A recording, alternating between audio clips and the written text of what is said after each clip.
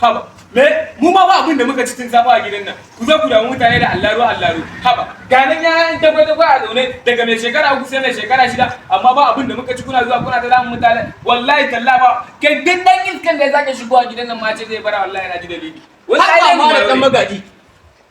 Yaya haka? Malam Bosho. Yaran nan ne yan dagwai kullun ni ma ba abin da na sa tundina sai su rinka zuwa suna wani Allah. Wallahi talla. Kaga. Saurara mana.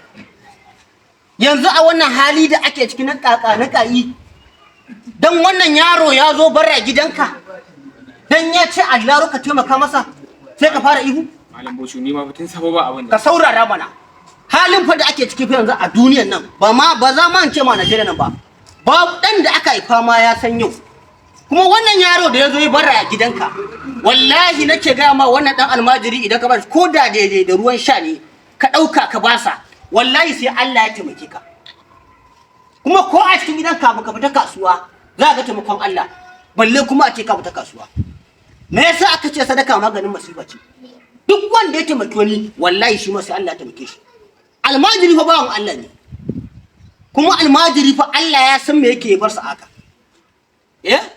kuma shi ma Allah yana son sa ka bar ganin mutum a rene ka kalli mutum busu horo ka ce za ka rena shi wallahi baka sanya yake a wurin Allah ba a rena mutum a rayuwa duk yadda mutum yake wallahi mutum yake gama ko dan haka yake dan wada ka kalle shi busu jikinsa diddatti wallahi kai kare na shi baka sanya yake a wurin Allah ba wataƙila ma ya bi ka daraja wurin Allah to ni abu nake so in gaya ma kuma in nusar da kai duk mutumin da ya zo barra gidanka wala tsofo wala tsohuwa wala yaro wala babba in dai ya ce allaro in kana da shi ko in ana girkawa to in kin samu ne ma da magaji a tsakuru a basa ko da yana kan mutum inda ya nuna wallahi a tsakuru a ba almajirin in ruwa ne wallahi a tsakuru a basa saboda wallahi duk wanda ya taimaki wani a wannan zamanin namu ne yanzu kai mai kyau ma ya ka kare balle ba kai mai kyau ba to kaga hakan da kai kuskure nagode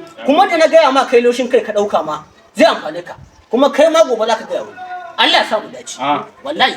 Ina gida fa naje kana ta ihu. Gashi nan to ai ihun naka bai da amfani. Ba zai bada fa'ida ba. Kuma ihun naka ba zai ma kwanciyar hankali ba. Kana gani wahala ta dufar da mutane? Baka ihun ba ka tsare. Balle ka ihun. Kana gani zuru ka san mutum amma wahala ta sa mutane sun tsufa. Ka san mutum amma mutum ya sunkuya.